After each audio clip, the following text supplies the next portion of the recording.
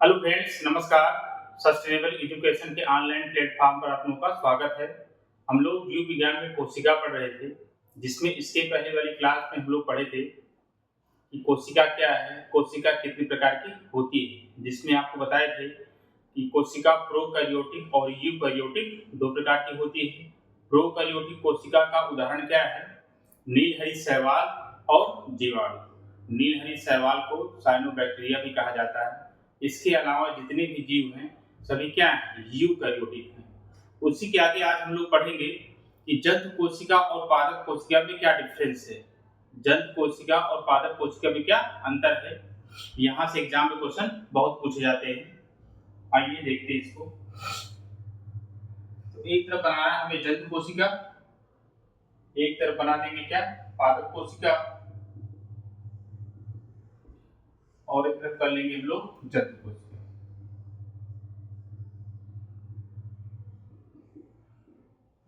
ठीक है ना? तो पहला डिफरेंस देखते हैं क्या है। पादप कोशिका में कोशिका भित्ति पाई जाती है। क्या पाई जाती है? कोशिका भित्ति। कोशिका भित्ति जिसे बोला जाता है सेल वॉल पाई जाती है। अभी कोशिका भित्ति होती क्या है? जो पौधों की कोशिका होती है, पेड़ पौधों की कोशिका होती है, उसकी सबसे बाहरी परत कोशिका भित्ति कहलाती है। ठीक है ना? अगर इसे हम लोग मान ले, पादप कोशिका मान ले, इसके बाहर जो परत होती है, लेयर होती है, उसे ही क्या बोला जाता है? उसे ही बोला जाता है कोशिका भित्ति या सेल वॉल। तो पादप कोशिका की सबसे बाहरी परत या आउटर लेयर क्या कहलाती है? कोशिका भित्ति या सेल वॉल कहलाती है। अब यह सिर्फ पौधों में पाई जाती है। जंतु कोशिका में इसका अभाव होता है। तो इसमें पहला पॉइंट क्या लिखेंगे? कोशिका भित्ति का अभाव। कोशिका भित्ति का अभाव अर्थात जो कोशिका भित्ति है सिर्फ पौधों की कोशिका में पाई जाती है, जंतुओं की कोशिका में नहीं पाई जाती है। तो ये क्या है? ये पहला अंतर है पादप कोशिका और जंतु कोशिका में। याद रखिएगा, पादप कोशिका में कोशिका भित्ति पाई जाती है, जबकि जंतुओं की कोशिका में कोशिका भित्ति नहीं पाई जाती है। अब दूसरा अंतर देखते हैं। जो पादप कोशिका उसमें लवक या इसे हम बोलते हैं प्लास्टिड उपस्थित उपस्थित होता है, जबकि जंतु कोशिका में लवक या प्लास्टिड अनुपस्थित होता है। अनुपस्थित होता है। ठीक ना? जो पादप कोशिका है उसमें लवक या प्लास्टिक पाए जाते हैं, जबकि जंतु कोशिका में लवक या प्लास्टिक का अभाव होता है। अब ये लवक क्या होते हैं? आगे हम लोग पढ़ेंगे। लवक तीन प्रकार के होते हैं। लवक कितने प्रकार के? तीन प्रकार के। एक होता है जिसमें पहला हरित लवक। हरित लवक होता है, फिर होता है वर्णी लवक, और एक होता है अवर्णी लवक। जो लवक होते हैं वो तीन प्रकार के होते हैं। एक होता है हरित लवक जिसे क्लोरोप्लास्ट कहा जाता है, दूसरा होता है वर्णी लवक, और तीसरा होता है अवर्णी लवक। तो एग्जाम में कभी कभार लवक ना देकर क्या दे देता है कि पादप कोशिका में हरित लवक पाया जाता है। ठीक है ना? अब हरित लवक को क्या बोलते हैं? अंग्रेजी में क्लोरोप्लास्ट बोलते हैं। क्लोरोप्लास्ट। ये भी आ सकता है कि पादप कोशिका में हरित लवक या क्लोरोप्लास्ट पाया जाता है, जबकि जंतु कोशिका में हरित लवक या क्लोरोप्लास्ट का अभाव होता है। तो इसको लवक याद रखिएगा। लवक पादप कोशिका में लवक पाया जाएगा, जंतु कोशिका में लवक नहीं पाया जाएगा। जिसमें सबसे पॉपुलर जो लवक है क्या है? वो हरित लवक या क्लोरोप्लास्ट है, और इसी के कारण पौधों की पत्तियां क्या होती हैं? हरे रंग की होती हैं। ठीक है ना? ये दूसरा डिफरेंस हो गया। अब तीसरा डिफरेंस देखते हैं। इसमें क्या होता है? तारक काय, जिसे हम बोलते हैं सेंट्रोसोम।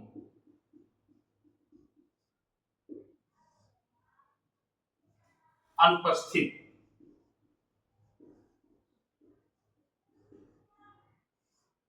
पादप कोशिका में तारक का या सेंट्रोसोम नहीं पाया जाता है, जबकि जंतु कोशिका में सेंट्रोसोम या तारक का उपस्थित होता है।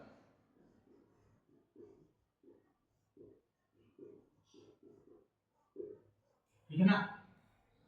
जो तारक का सेंट्रोसोम तारक का क्या है, ये कोशिका विभाजन के समय दिखाई देता है।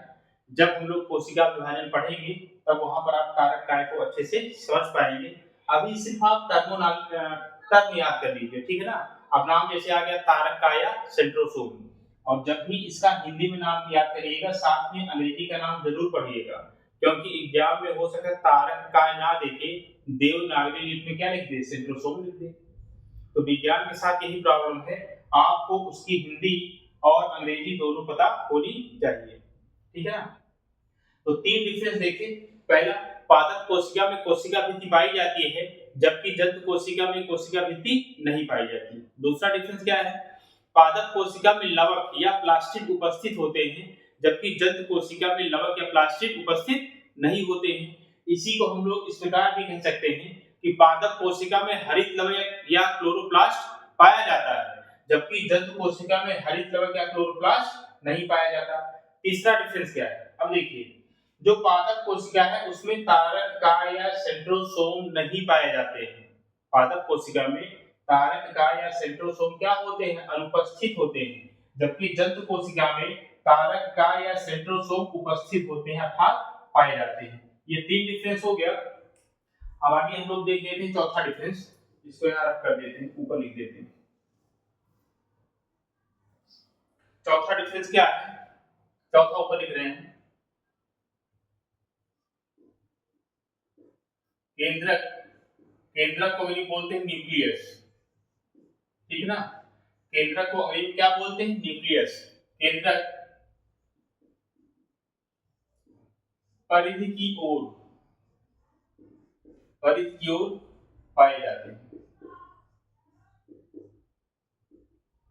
केंद्रक कहां पाए जाते हैं, परिधि की ओर। मध्य में केंद्रक नहीं पाए जाते हैं, परिधि की ओर, किनारे की ओर पाए जाते हैं। और इसमें क्या है, जंतु कोशिका में केंद्रक मध्य में पाए जाते हैं, केंद्रक मध्य में पाए जाते हैं। ये हो गया हमारा चौथा डिफरेंस। अब पांचवा देख लेते हैं। एक है रिक्तिका, रिक्तिका जिसे रसधानी भी कहते हैं, और इसे अंग्रेजी में कहा जाता है वैक्यूल।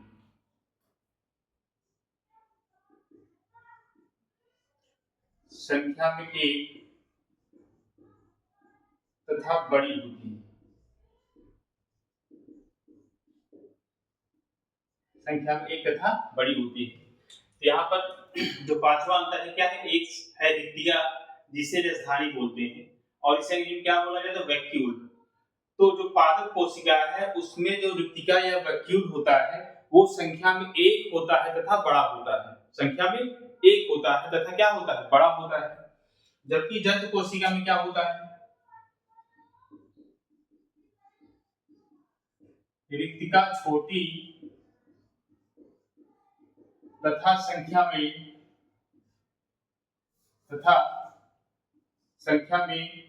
अनेक होती है, तथा संख्या में क्या होती है, अनेक होती है। जो पादप कोशिका है वहां पर रिक्तिका या वैक्यूल या रसधानी बड़ी होती है तथा संख्या में एक होती है, जबकि जंतु कोशिका में रिक्तिका या वैक्यूल छोटा होता है तथा संख्या में एक से अधिक हो सकता है। ठीक, अब हम लोग देखते हैं पांचवा डिफरेंस, छठवां डिफरेंस। छठवां क्या है, पादप कोशिका में संचित भोजन स्टार्च, जिसे हिंदी मंड बोलते हैं, स्टार्च या मंड के रूप में होता है, ठीक है ना। तो जो पादप कोशिका है उसमें जो रिजर्व फूड होता है, संचित भोजन होता है, वो किस रूप में होता है? स्टार्च या मड के रूप में होता है। जबकि जंतु कोशिका की बात करें तो जंतु कोशिका में संचित भोजन ग्लाइकोजन के रूप में होता है। संचित भोजन ग्लाइकोजन के रूप में होता है। तो पादप कोशिका में संचित भोजन स्टार्च या मंड के रूप में है, जबकि जंतु कोशिका में संचित भोजन ग्लाइकोजन के रूप में होता है। एक डिफरेंस और हम लोग देख लेते हैं, सातवां।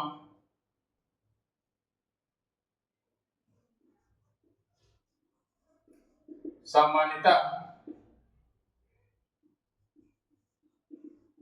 लाइसोसोम के स्थान पर स्फेरोसोम पाए जाते हैं।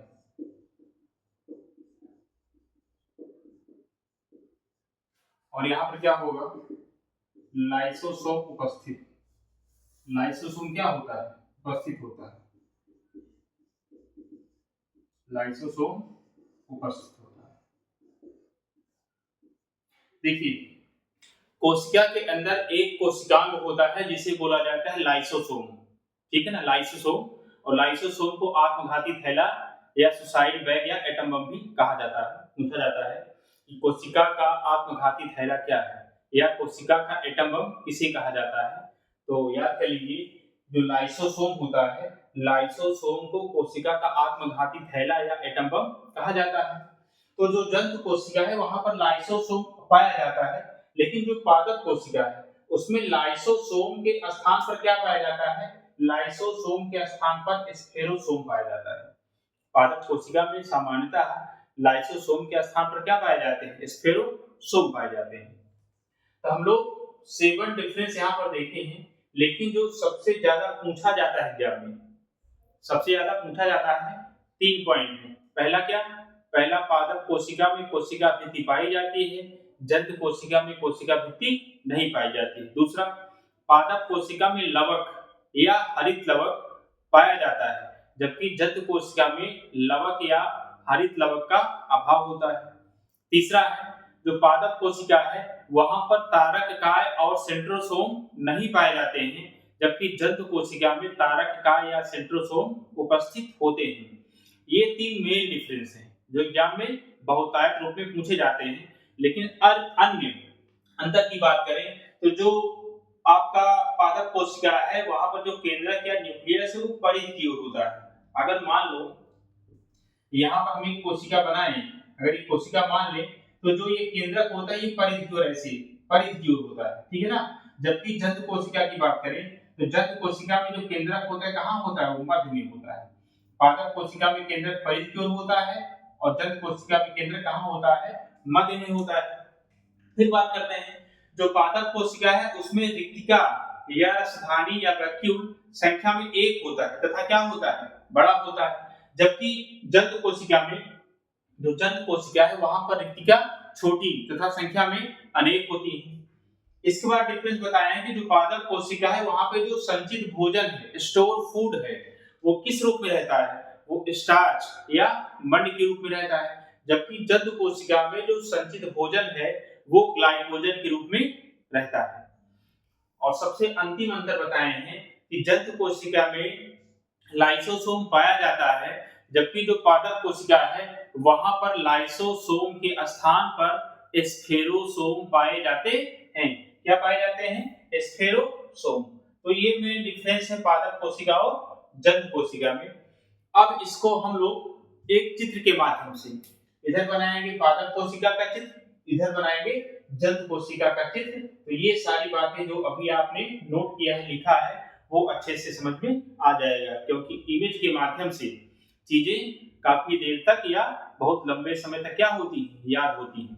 इसको लिखिए, फिर हम लोग बात करते हैं जंतु कोशिका और पादप कोशिका में फिगर बनाकर या चित्र बनाकर।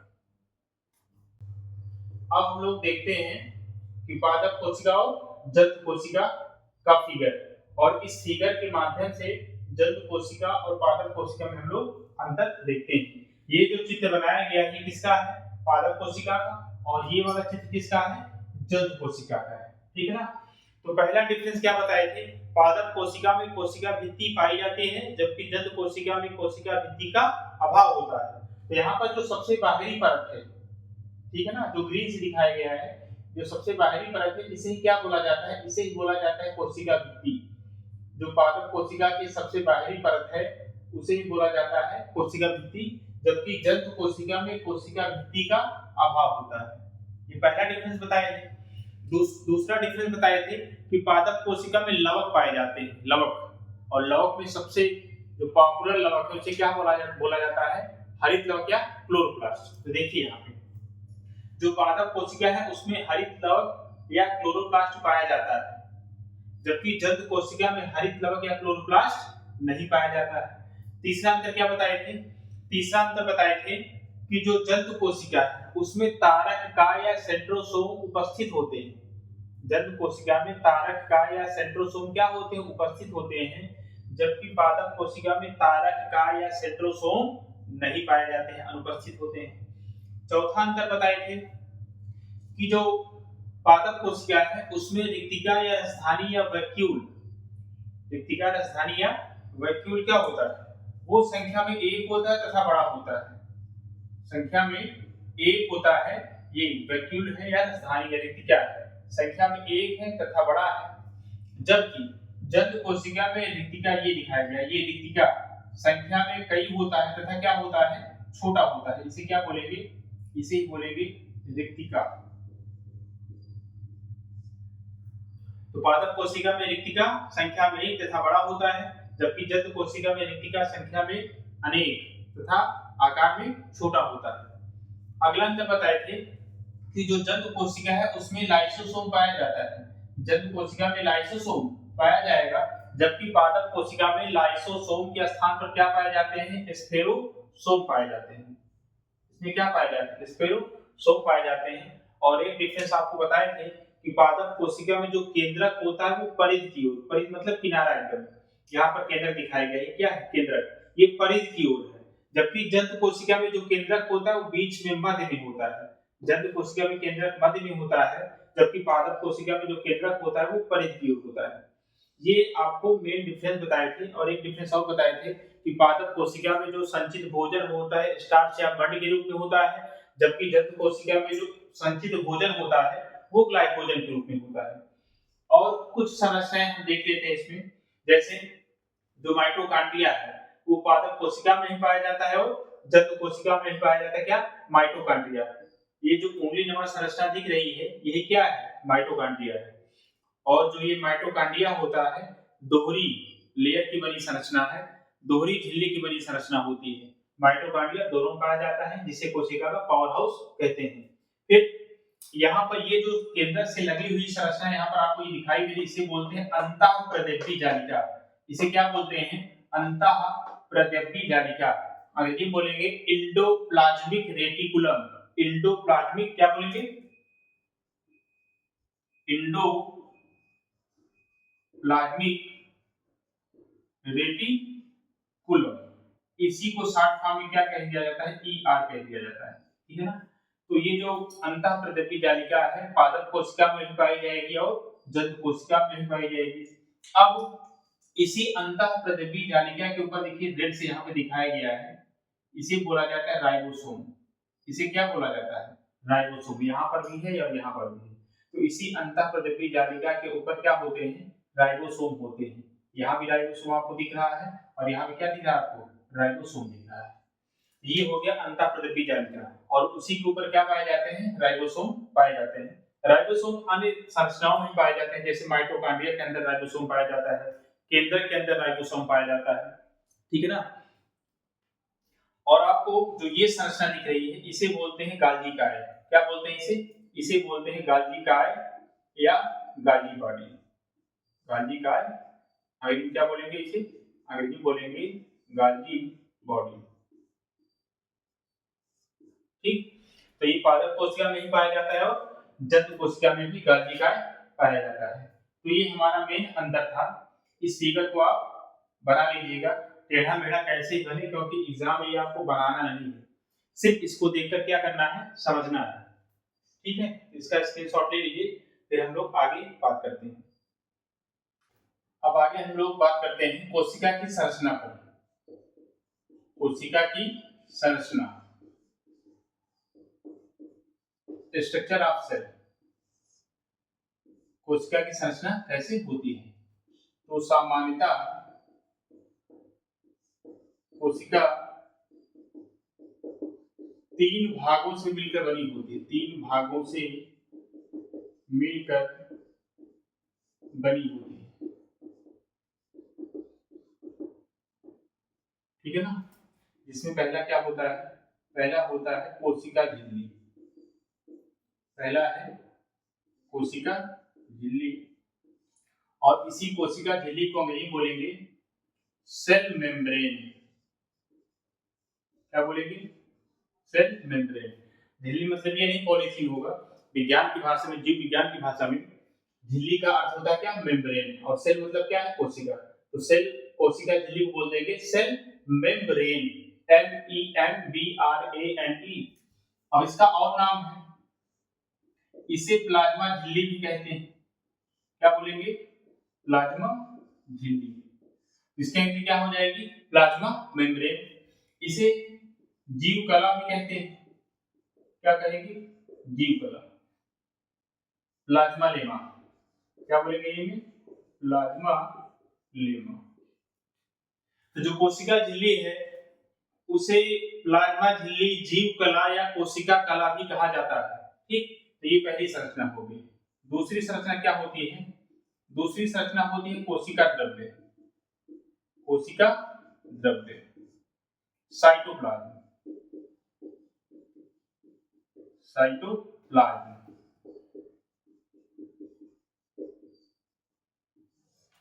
और तीसरा क्या होता है? तीसरा होता है केंद्रक। तीसरा होता है केंद्रक या न्यूक्लियस।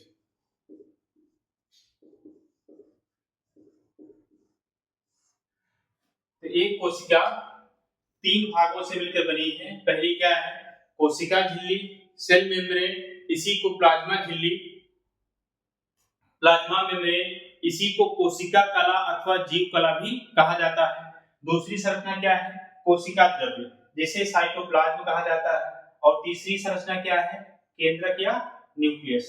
अगर इसको हम चित्र के माध्यम से समझें, तो यहाँ पर अगर हम बना दें एक कोशिका का चित्र, ठीक है ना, और बीच में क्या होता है? केंद्रक होता है। तो जो सबसे बाहरी परत होती है, इसे क्या बोलते हैं? इसे बोलते हैं कोशिका झिल्ली। क्या बोलते हैं? कोशिका झिल्ली, जंत कोशिका में। जबकि पादप कोशिका की सबसे बाहरी परत कोशिका भित्ति होती है, और इसे क्या बोलते हैं? केंद्रक बोलते हैं। इसे क्या बोलते हैं? केंद्रक बोलते हैं।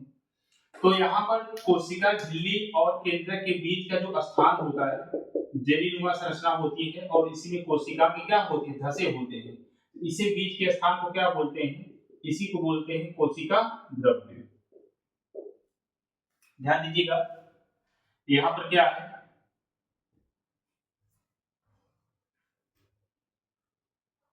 यहाँ पर कोशिका की सबसे बाहरी परत क्या हो गई? कोशिका झिल्ली होगी, जंतु कोशिका की बात कर रहे हैं। और बीच में क्या होता है? केंद्रक या न्यूक्लियस होता है।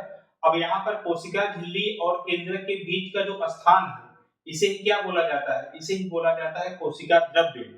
ये जेलीनुमा संरचना होती है, और इसी में कोशिका के सारे कोशिकांग, जैसे माइटोकॉन्ड्रिया, राइबोसोम, लाइसोसोम, अंतःप्रदिपी जालिका, गाल्गी काय, क्लोरोप्लास्ट, सेंट्रोसोम, सब इसी में क्या होते हैं? कोशिका द्रव्य में धसे होते हैं। तो ये होगी हमारी कोशिका की संरचना, जिसमें एक है कोशिका झिल्ली, दूसरा है केंद्रक, और केंद्रक और कोशिका झिल्ली के बीच के स्थान को क्या बोला जाता है? कोशिका द्रव्य या साइटोप्लाज्म बोला जाता है। तो ये सब पढ़ने से पहले कोशिका की संरचना, सबसे पहला भाग देख लेते हैं हम लोग कोशिका भित्ति।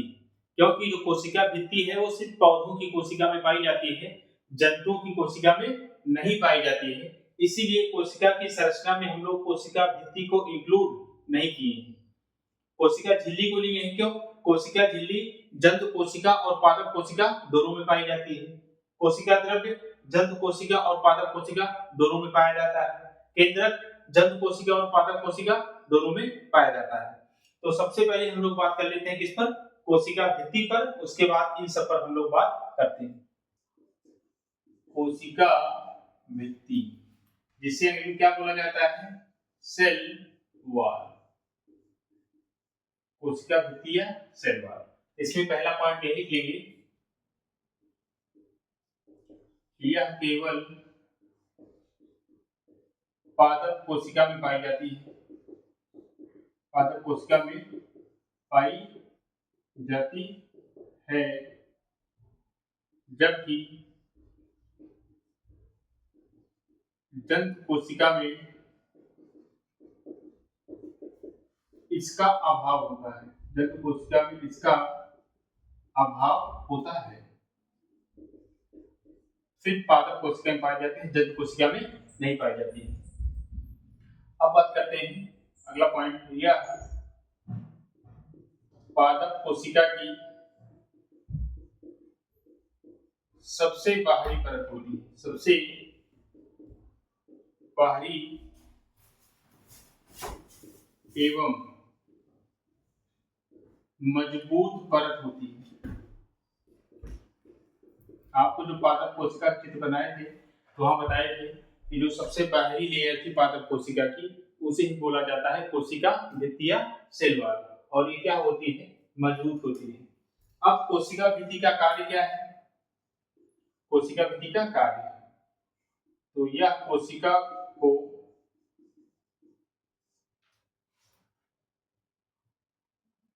कोशिका की सुरक्षा करती है, सुरक्षा करती है एवं यांत्रिक सहायता प्रदान करती है,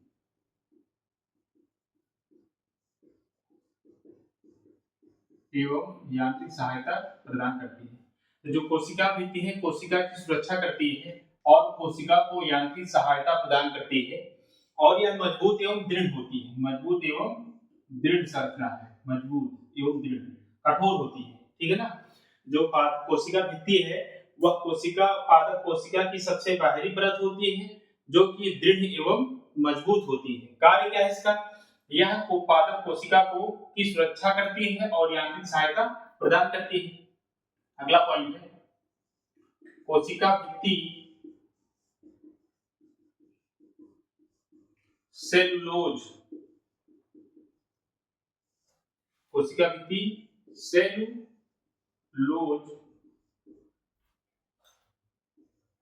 की बनी होती है। ये एग्जाम में प्रश्न बहुत पूछता है कि कोशिका भित्ति किसकी बनी होती है, तो कोशिका भित्ति किसकी बनी होती है, सेलुलोज की बनी होती है, सेलुलोज की। अब बात करेंगे सेलुलोज है क्या, तो सेलुलोज क्या होता है, पॉलीसैकेराइड होता है, पॉलीसैकेराइड होता है, और ये क्या है, कार्बोहाइड्रेट, क्या है, कार्बोहाइड्रेट होता है, ठीक है ना। जो सेलुलोज है वह एक कार्बोहाइड्रेट होता है। तो कार्बोहाइड्रेट, जो कार्बोहाइड्रेट होता है वो 3 प्रकार के होते हैं, ये पर हम लोग समझ लेते हैं थोड़ा सा। अगर कार्बोहाइड्रेट की बात की जाए, कहीं किनारे इसको नोट कर लीजिएगा आप लोग, जो कार्बोहाइड्रेट वो 3 प्रकार का होता है। एक होता है मोनोसैकेराइड, एक होता है डाइसैकेराइड,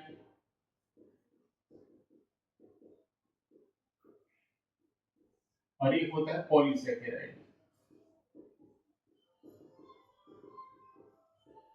जो कार्बोहाइड्रेट होता है वो कितने प्रकार का होता है, कार्बोहाइड्रेट होते हैं 3 प्रकार के।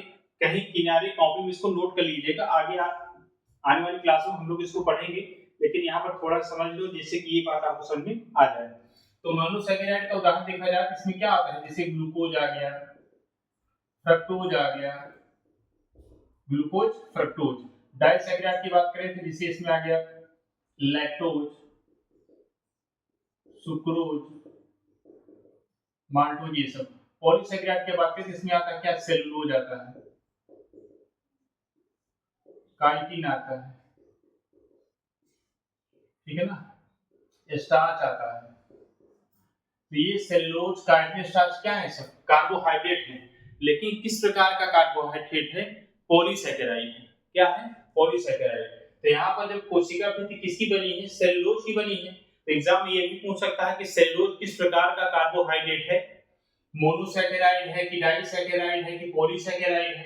तो आप क्या बताएंगे? जो सेलुलोज है वो किस प्रकार का कार्बोहाइड्रेट होता है? पॉलीसैकेराइड होता है। ठीक है ना? या ऐसे पूछ सकता है कि पादप कोशिका में जो कोशिका भित्ति बनी होती है किसकी बनी होती है? प्रोटीन की, कार्बोहाइड्रेट की, वसा की या विटामिन की? तो आप क्या बताएंगे? जो सेलुलोज है वो किसका बना होता है? कार्बोहाइड्रेट का। किस प्रकार का कार्बोहाइड्रेट है? मोनोसैकेराइड है कि डाइसैकेराइड है कि पॉलीसैकेराइड है? तो क्या बताएंगे? वो पॉलीसैकेराइड है। ठीक।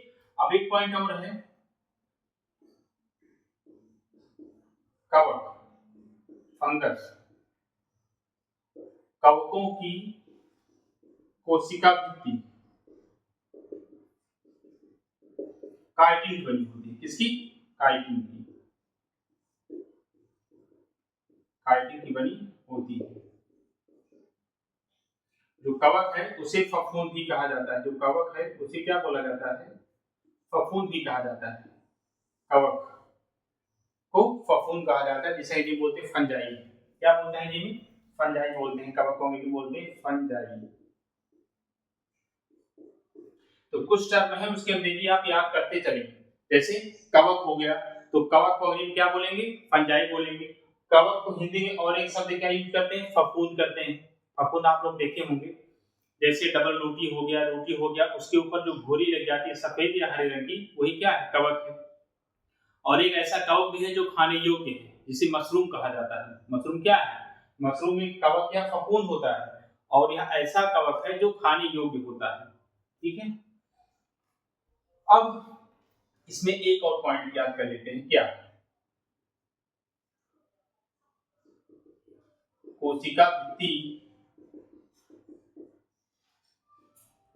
पूर्णतः पारगम्य,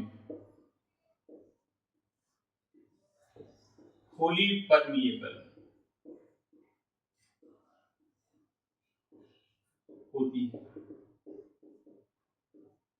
पूर्णतः पारगम्य या फुली परमिएबल का मतलब होता है कि अगर यहाँ पर इसको हम कोशिका बना दें, ठीक है ना, और यहाँ केंद्र कर दें, और ये क्या है? आपकी बाहरी, सबसे बाहरी परत क्या है? अगर पादप कोशिका की बात करें तो कोशिका, पादप कोशिका की सबसे बाहरी परत क्या है? कोशिका भित्ति।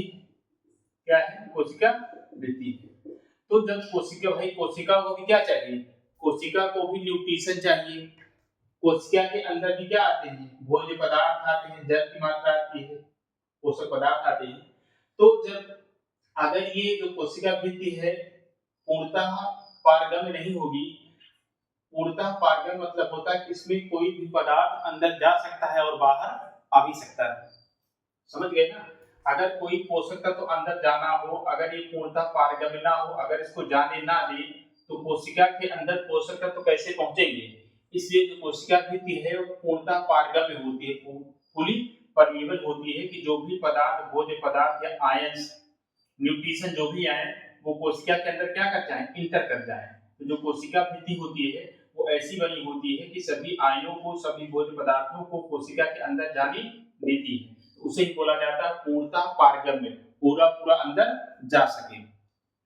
और लास्ट पॉइंट याद कर लेते हैं, जो कोशिका भित्ति होती है ये निर्जीव होती है। क्या होती है? निर्जीव होती है, सजीव नहीं होती है। और यह सबसे कठोर भाग होती है कोशिका की। अगर पूछ ले कि पादप कोशिका का सबसे कठोर भाग क्या है, पादप कोशिका का सबसे कठोर भाग क्या है, तो आप क्या बताएंगे? कोशिका भित्ति। पादप कोशिका का सबसे कठोर भाग कोशिका भित्ति होता है, जो कि निर्जीव होता है, नॉन लिविंग होता है। और इसमें जो वाटर है वो कितना होता है? वाटर इसमें क्या होता है? 0%। वाटर कितना होता है? 0% होता है। और कोशिका भित्ति किसकी बनी होती है? सेलुलोज की बनी होती है। सेलुलोज क्या है? कार्बोहाइड्रेट है। किस प्रकार का कार्बोहाइड्रेट है? बताएंगे पॉलीसैकेराइड है। जबकि जो कवक होते हैं, फंजाई होते हैं, उनकी कोशिका भित्ति किसकी बनी होती है? काइटिन की बनी होती है। जो कोशिका भित्ति है वो क्या होती है? पूर्णतः पारगम्य होती है, फुली परमिएबल होती है। शब्द है, एक है पूर्णतः पारगम्य, एक होता है अर्ध पारगम्य। पूर्णतः पारगम मतलब पूरा पूरा अंदर जाएगा, अंदर बाहर हो सकता है। अर्ध पारगम मतलब होता है कुछ पार्ट जाएगा, कुछ पार्ट नहीं जाएगा। तो इसको लिख लीजिए। फिर आगे हम लोग बात करते हैं किस पर, कोशिका झिल्ली पर। अब हम लोग बात करते हैं किस पर, कोशिका झिल्ली, कोशिका झिल्ली या सेल मेम्ब्रेन पर। तो याद रखिएगा इसके तीन नाम हैं, कोशिका झिल्ली कहो या प्लाज्मा झिल्ली कहो या जीव कला कहो, और इसे ही कोशिका कला भी कहा जाता है। तो कोशिका झिल्ली मतलब सेल मेम्ब्रेन, प्लाज्मा झिल्ली मतलब प्लाज्मा मेम्ब्रेन, झिल्ली को मेम्ब्रेन कहा जाता है विज्ञान की भाषा में, और जीव कला plasma lemma, plasma lemma LEMA, या इसे कोशिका कला कहते हैं। तो आपको बताए थे जो ये कोशिका झिल्ली है पादप कोशिका और जंत कोशिका दोनों में पाई जाती है। लिख लेंगे यह पादप कोशिका और जंत कोशिका दोनों में पाई जाती है, दोनों में पाई जाती है, ठीक है ना। तो जो आपकी कोशिका झिल्ली है वो बताए थे जंत कोशिका और पादप कोशिका दोनों में पाई जाती है। डिफरेंस इतना है कि जो ये कोशिका झिल्ली है यह जंत कोशिका की सबसे बाहरी परत होती है, जंत कोशिका की सबसे बाहरी परत होती है, जबकि पादप कोशिका की दूसरी सबसे बाहरी परत होती है। सबसे बाहरी परत पादप कोशिका की क्या होती है, कोशिका भित्ति होती है, जबकि जो कोशिका झिल्ली है यह पादप कोशिका की दूसरी सबसे बाहरी परत होती है। अगले पॉइंट में बात करेंगे। तो आपको कोशिका भित्ति में बताए थे कि कोशिका भित्ति क्या होती है, पूर्णतः पारगम्य होती है, फुली परमिएबल होती है, अर्थात उसमें जो भी न्यूट्रिशन या पोषक तत्व हैं वो पूरा पूरा जा सकते हैं अंदर। लेकिन जो आपकी कोशिका झिल्ली है यह क्या होती है, यह जीवित होती है, लिविंग होती है, जीवित एवं अर्धपारगम्य।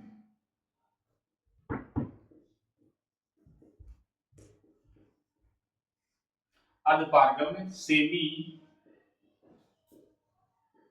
परमिएबल होती है। किताबों में देखिए अर्धपारगम्य लिखा रहता है, लेकिन इससे बढ़िया शब्द होता है क्या, चयनित पारगम्य, चयनित पारगम्य, सेलेक्टिव परमिएबल, ठीक है ना। अर्धपारगम्य मतलब होता है कि कुछ पार्ट जाएगा कुछ नहीं जाएगा, जबकि जो चयनित पारगम्य है ये ज्यादा सुटेबल शब्द है। चयनित पारगम्य मतलब जो जरूरी है कोशिका के लिए, जो पोषक तत्व न्यूट्रिशन जरूरी है वही कोशिका के अंदर जा पाएंगे, और जिनका काम नहीं है वो कोशिका के अंदर नहीं जा पाएंगे, उसे बोलते हैं चयनित पारगम्य। तो ऑप्शन में जो भी दिया हो, अगर ये नहीं दिया है चयनित पारगम्य तो आप अर्धपारगम्य बताएंगे, और अगर ऑप्शन में अर्धपारगम्य और चयनित पारगम्य दोनों है तो वहां पर आपका सही आंसर क्या होगा, चयनित पारगम्य। चयन करके जो न्यूट्रिशन या जो पोषक तत्व या जो आयन कोशिका के लिए जरूरी है उन्हीं को अंदर भेजता है, या कोई कोशिका के अंदर ऐसे पोषक तत्व आ जाए जिनको कोशिका की जरूरत नहीं है तो उनको ये क्या करेगा, कोशिका से बाहर निकाल देगा, ठीक है। अब तीसरा पॉइंट क्या है, कार्य इसका, कि कोशिका झिल्ली का कार्य क्या है। तो कार्य है यह कोशिका के अंदर, कोशिका के अंदर बाहर, अंदर बाहर पदार्थों या विकटनी आयनों की सांद्रता को बनाए रखता है।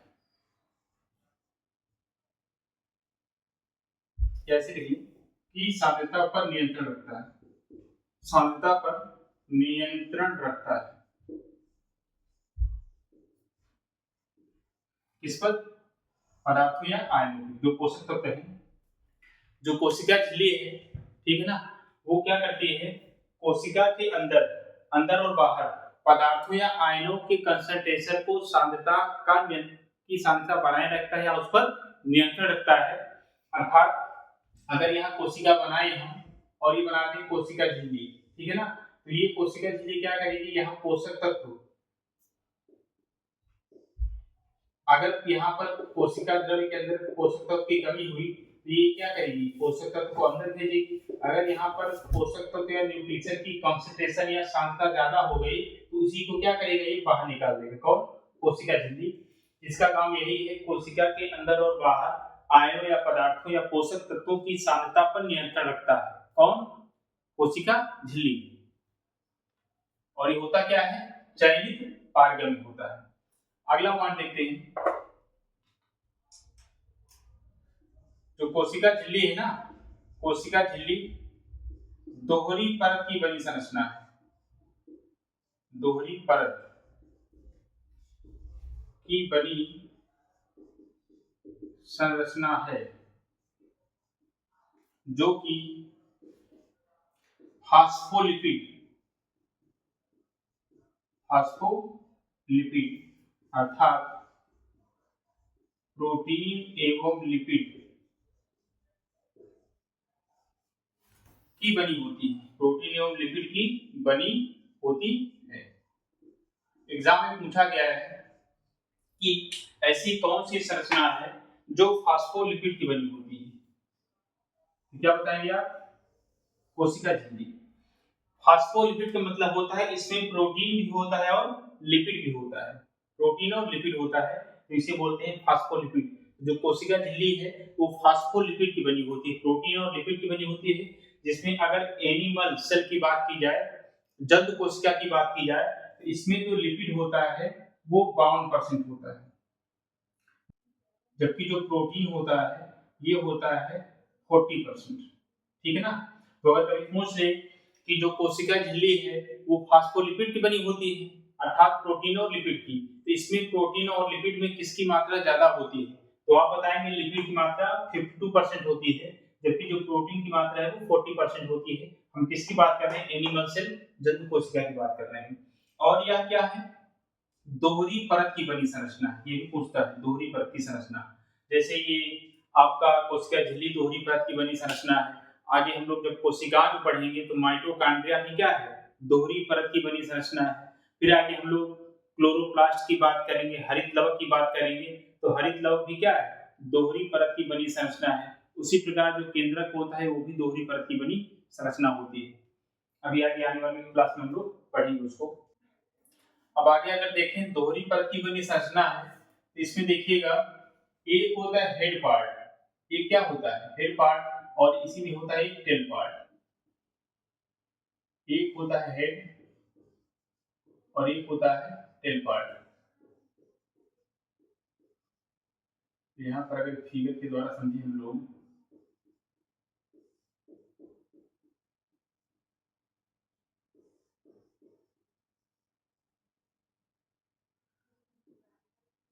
ठीक है ना, और इसी में बीच में एक ग्लाइकोप्रोटीन धसे होते हैं। क्या धसे होते हैं, ग्लाइकोप्रोटीन धसे होते हैं।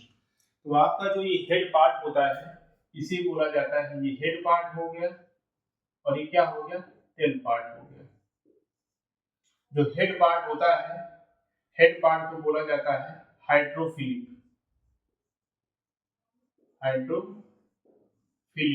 और इसे बोला जाता है हाइड्रोफोबिक।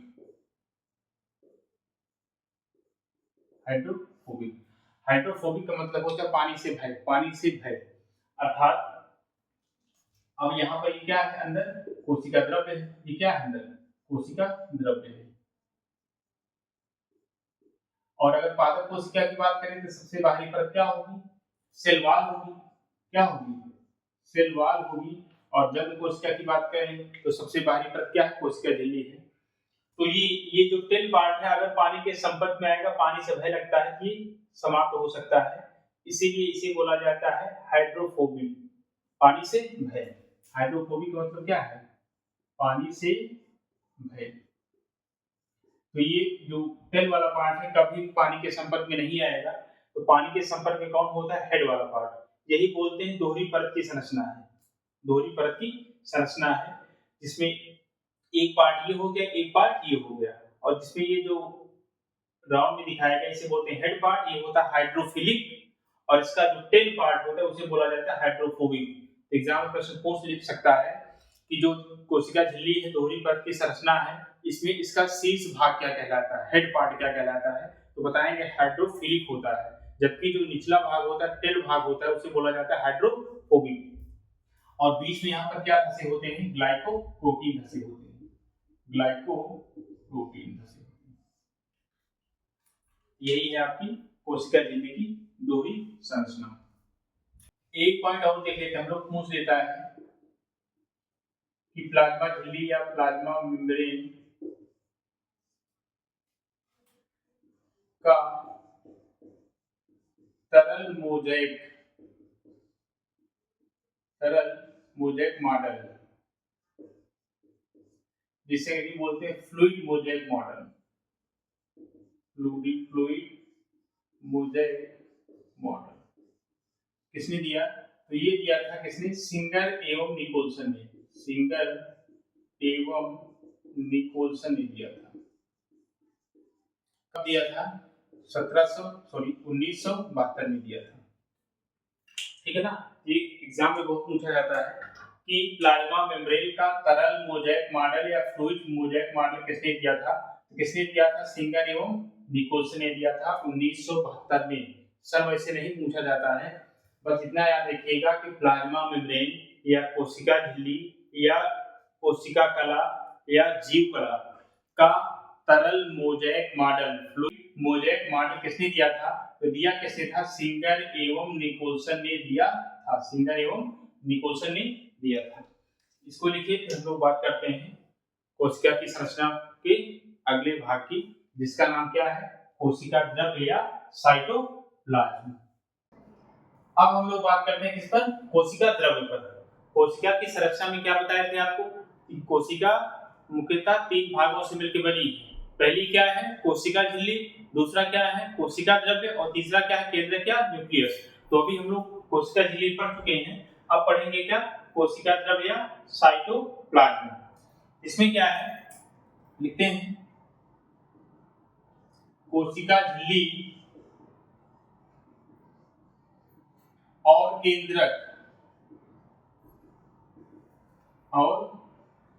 केंद्रक के बीच उपस्थित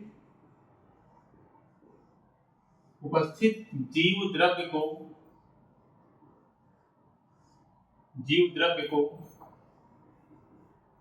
कोशिका द्रव्य कहते हैं, कोशिका द्रव्य कहते हैं। अब एग्जाम में सीधा सीधा पूछ सकता है कि कोशिका द्रव्य क्या है, तो सीधा बताएंगे कोशिका झिल्ली और केंद्रक के बीच में उपस्थित जो जीव द्रव्य होता है उसे ही क्या कहा जाता है, उसे ही कहा जाता है कोशिका द्रव्य। अगर इसको हम फिगर द्वारा समझें तो यहाँ पर एक कोशिका बनाते हैं, ठीक, और ये क्या हो गया, हमारा केंद्रक हो गया। इसे क्या बोलेंगे, इसे बोलेंगे कोशिका झिल्ली, सेल मेम्ब्रेन, ये हो गया कोशिका झिल्ली, और बीच में क्या होता है, केंद्रक या न्यूक्लियस होता है, केंद्रक या न्यूक्लियस।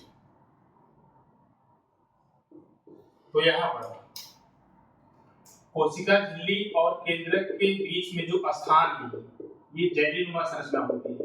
क्या होती है, जैलीनुमा संरचना है, यही बीच का स्थान जो होता है ये जैलीनुमा संरचना है, जैलीनुमा संरचना।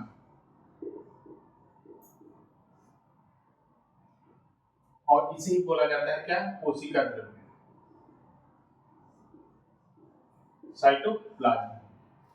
तो कोशिका झिल्ली और केंद्रक के बीच उपस्थित जीव द्रव्य या प्रोटोप्लाज्म, जीव द्रव्य को क्या बोलते हैं हिंदी में, जीव द्रव्य को बोलते हैं हिंदी में प्रोटोप्लाज्म, प्रोटोप्लाज्म, प्रोटोप्लाज्म कहा जाता है इसे। अभी हम लोग समझते हैं जीव द्रव्य क्या है, तो ये समझते हैं, क्या समझे आप लोग, कोशिका झिल्ली और केंद्र के बीच के स्थान को क्या बोलते हैं, कोशिका द्रव्य बोलते हैं। और यह जैलीनुमा संरचना है, जैली की टॉफी आप देखे होंगे, जैसे टॉफी में बीच में जैली भरी होती है उसी प्रकार की संरचना होती है, और इसी में कोशिका के सारे कोशिका में धसे होते हैं। इसी के अंदर क्या होगा, माइटोकॉन्ड्रिया होगा, लाइसोसोम होगा, अंतःप्रदीप्ति जालिका होगी, गाजी बॉडी होगा, क्लोरोप्लास्ट होगा, सेंट्रोसोम होगा। सारी संरचनाएं कहाँ पाई जाती हैं, कोशिका द्रव्य के अंदर पाई जाती हैं।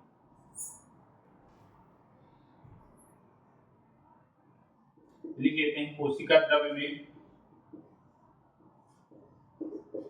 कोशिका के सभी कोशिकांग, कोशिका की सभी कोशिकांग धसे रहते हैं, धसे होते हैं। अब इसमें क्या क्या पाया जाएगा कोशिका द्रव्य में, इसमें पाया जाएगा क्या, माइटोकॉन्ड्रिया, इसमें क्या पाया जाएगा, राइबोसोम, इसमें क्या पाया जाएगा, लाइसोसोम, इसी में पाया जाएगा अंतःप्रदीप्ति जालिका, अंतःप्रदीप्ति जालिका, जिसे हम लोग अंग्रेजी बोलते हैं एंडोप्लाज्मिक रेटिकुलम। फिर इसमें क्या पाया जाएगा, क्लोरोप्लास्ट पाया जाएगा। फिर इसमें क्या पाया जाएगा, तारककाय, और इसमें क्या पाया जाएगा, सूक्ष्म नलिका, सूक्ष्म नलिका, इसमें पाया जाएगा गाजी काय, सब। तो जितने भी कोशिकांग होते हैं, कोशिका के जितने भी कोशिकांग होते हैं वो कहाँ पाए जाते हैं, वो पाए जाते हैं कोशिका द्रव्य में। और कोशिका द्रव्य क्या है, केंद्रक झिल्ली और कोशिका झिल्ली और केंद्रक के बीच के स्थान को कोशिका द्रव्य कहते हैं। यह जैलीनुमा संरचना होती है जिसमें कोशिका के सभी कोशिकांग क्या है, पाए जाते हैं या धसे रहते हैं। अब हम लोग समझ लेते हैं प्रोटोप्लाज्म क्या है। प्रोटोप्लाज्म क्या है,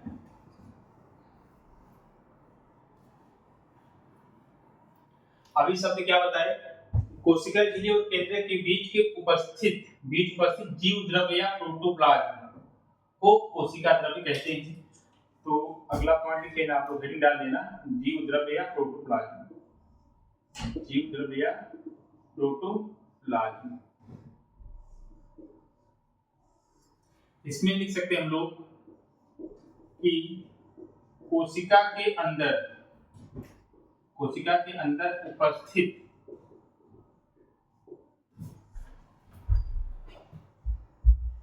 सभी भाग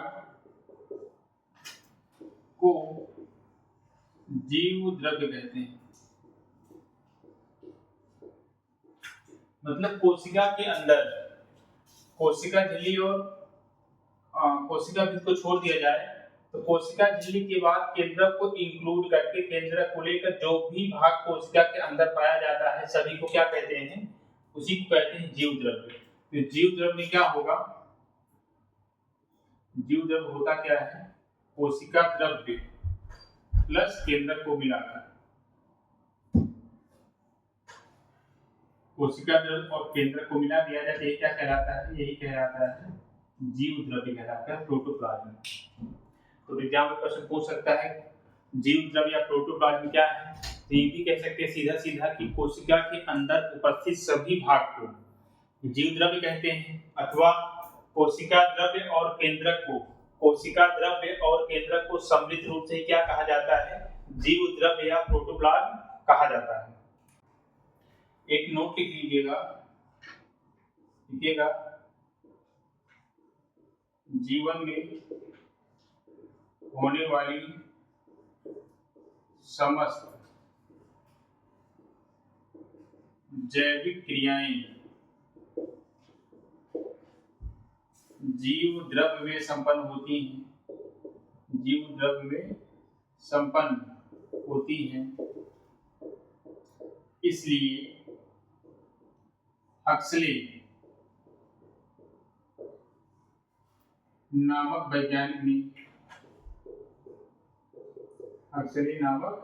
वैज्ञानिक ने जीव द्रव्य को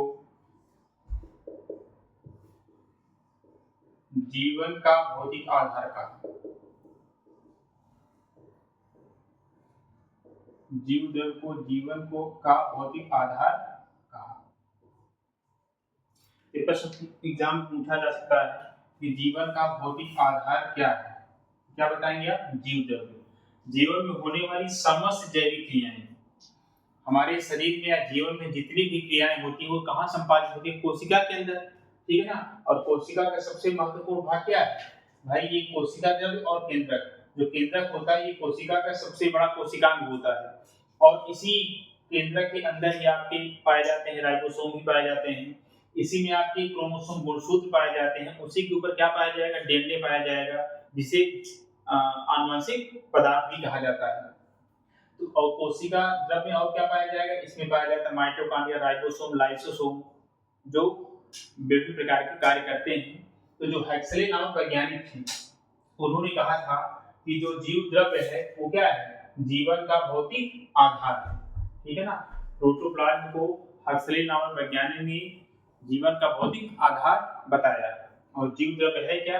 कोशिका द्रव्य और केंद्रक को सम्मिलित रूप से ही जीव द्रव्य या प्रोटोप्लाज्म कहा जाता है। तो उम्मीद करते हैं इतनी बातें आप लोग समझ गए। इसको लिखिए, स्क्रीनशॉट ले लीजिए। फिर हम लोग बात कर लेते हैं कि कोशिका का कौन सा कोशिकांग ऐसा है जो दोहरी झिल्ली का बना होता है, कौन सा कोशिकांग ऐसा है जो एकल झिल्ली का बना होता है, और कौन सा कोशिकांग ऐसा है जो बिना झिल्ली या बिना लेयर के बना होता है। अब देखिए यहाँ पर कोशिका के कोशिकांग हैं, और यहाँ पर एक दिखाया गया है कि दोहरी झिल्ली से बनी कोशिका की कोशिकांग, एकल झिल्ली से बनी कोशिका की कोशिकांग, और बिना झिल्ली के बने कोशिका की कोशिकांग, ठीक है ना।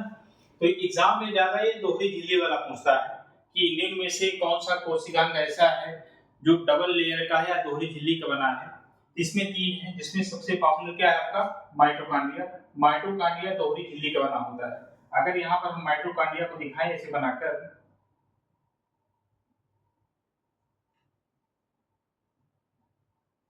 यहाँ पर एक लेयर ये होती है और एक लेयर ये होती है, ऐसे माइटोकॉन्ड्रिया। तो जो माइटोकॉन्ड्रिया दोहरी झिल्ली का, एक झिल्ली बाहरी बाह्य परत और ये अंतः परत। तो जो माइटोकॉन्ड्रिया है ये दोहरी झिल्ली की बनी संरचना है। ठीक उसी प्रकार जो क्लोरोप्लास्ट या हरित लवक है ये भी दोहरी झिल्ली की बनी संरचना है, और केंद्रक तथा न्यूक्लियस ये भी क्या है? दोहरी झिल्ली की बनी संरचना है। कोशिका के अंदर जो कोशिकांग पाए जाते हैं उसमें तीन है, माइटोकॉन्ड्रिया, क्लोरोप्लास्ट और केंद्रक, जो दोहरी झिल्ली की बनी संरचना होती है। एक अभी आपको बताए थे कोशिका झिल्ली। कोशिका झिल्ली भी दोहरी झिल्ली की बनी होती है, जो कि फास्फोलिपिड की बनी होती है, प्रोटीन एवं लिपिड की।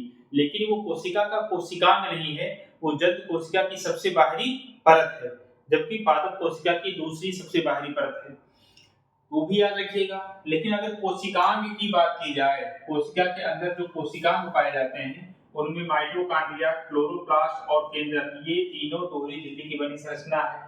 अब एकल झिल्ली से क्या क्या बने होते हैं? गाल्गी काय, एंडोप्लाज्मिक रेटिकुलम, लाइसोसोम और रेटिका, ये एक झिल्ली से बनी संरचना है, ठीक है ना। अगर गाल्गी काय बनाए या फिर अंतःपदपी जालिका बनाए तो इनके ऊपर एक झिल्ली बनी होती है, एक लेयर होती है।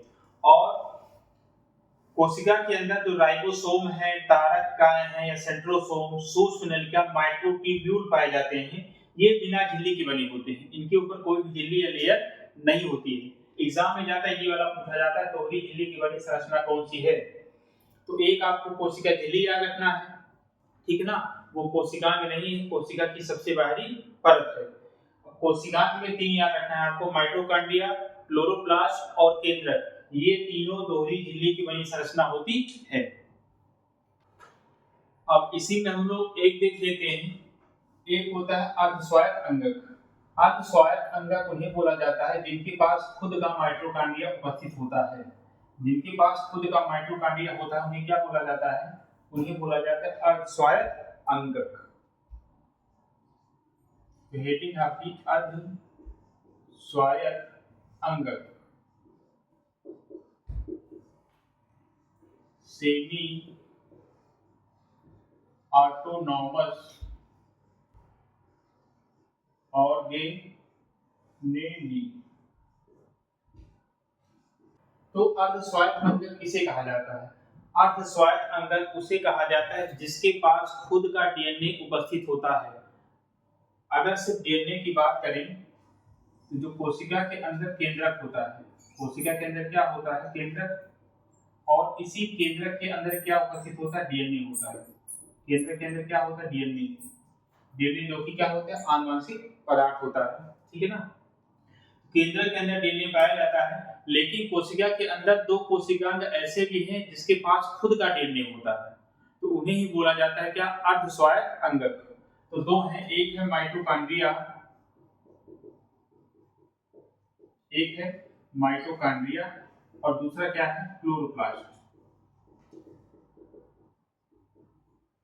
इनके पास खुद का डीएनए उपस्थित होता है, ठीक है ना। इनके पास खुद का डीएनए उपस्थित होता है, इसीलिए माइटोकॉन्ड्रिया और क्लोरोप्लास्ट को अर्धस्वायत्त अंगक या सेमी ऑटोनॉमस ऑर्गेनेली कहते हैं। वैसे देखा जाए तो डीएनए होता है केंद्रक के अंदर, डीएनए कहाँ होता है, केंद्रक के अंदर, लेकिन केंद्रक के अलावा दो कोशिकांग ऐसे हैं, माइटोकॉन्ड्रिया और क्लोरोप्लास्ट, जिनके पास खुद का डीएनए होता है, इसीलिए माइटोकॉन्ड्रिया और क्लोरोप्लास्ट को अर्धस्वायत्त अंगक या सेमी ऑटोनॉमस ऑर्गेनेली कहा जाता है। एग्जाम में पूछा जाता है, इंपॉर्टेंट है, इस बात को ध्यान रखिएगा।